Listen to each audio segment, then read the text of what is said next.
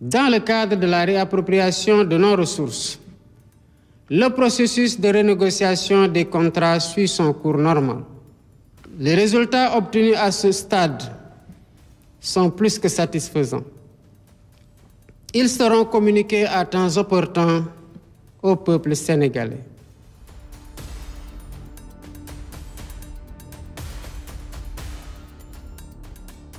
C'était une promesse de campagne du président Bassirou Diomaye Faye et de son premier ministre Ousmane Sonko.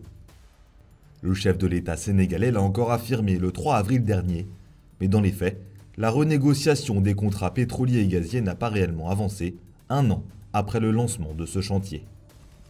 La commission d'audit des contrats pétroliers et gaziers a été lancée quelques mois après l'arrivée au pouvoir de Bassirou Diomaye Faye.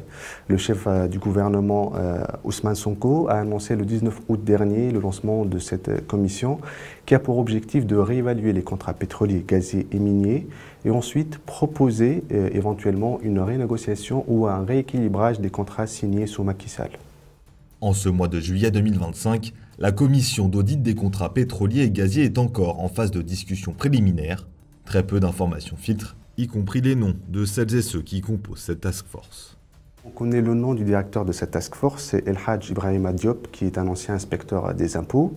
Pour le reste, la composition de l'équipe reste un peu secrète. On ne connaît pas la composition totale en termes de nombre. Cet organe se compose principalement par des cadres issus de l'administration sénégalaise, notamment du ministère de l'Énergie, du Pétrole et des Mines, du ministère des Finances, des compagnies publiques, notamment Petrosen et Lassar, et d'autres experts en fiscalité et en économie.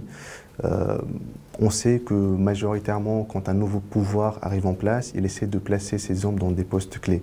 Et les membres de cette commission sont essentiellement des proches, des sympathisants ou des militants du PASTEF. L'objectif des discussions, rééquilibrer les accords jugés défavorables au pays.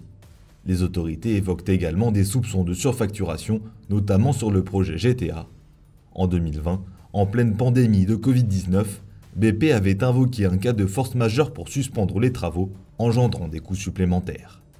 Un audit mené par la commission estime que si les contrats ne sont pas renégociés, le manque à gagner pourrait être de 200 à 300 millions de dollars pour le Sénégal sur la durée de l'exploitation fixée à 25 ans. En tant que financier, quand je travaille sur un contrat, je cherche à maximiser mon profit. Et donc, d'habitude, les grandes compagnies ont des batteries de financiers, d'avocats, qui négocient avec des États classiques.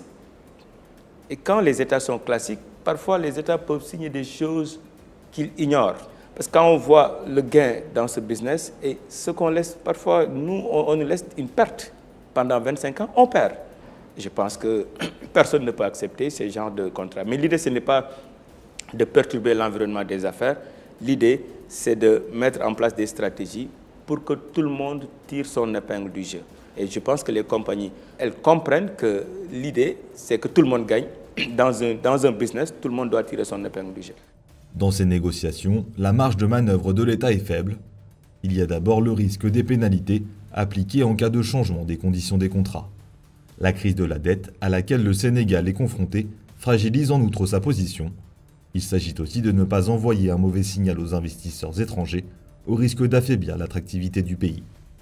Le contexte de la dette impose une pression supplémentaire à l'État du Sénégal parce qu'il doit chercher du cash et la renégociation des contrats pétroliers, miniers et gaziers pourrait générer des revenus considérables.